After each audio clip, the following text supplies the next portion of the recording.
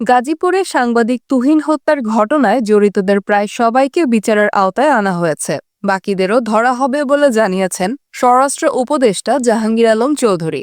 রবিবার দুপুরে সচিবালয়ে আইনশৃঙ্খলা সংক্রান্ত কোর কমিটির বৈঠক শেষে সাংবাদিকদের এই কথা জানান তিনি।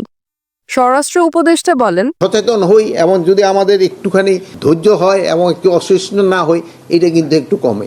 আর একটা পাবলিক চার্টার একটা আইনও আছে কিন্তু, যেখানে কিন্তু জনগণেরও কিন্তু এটা প্রতিকার করার কথা, কিন্তু আমাদের এই পাবলিক চার্টার আইনটা কিন্তু আমরা আস্তে আস্তে কিন্তু ভুলে যাচ্ছি।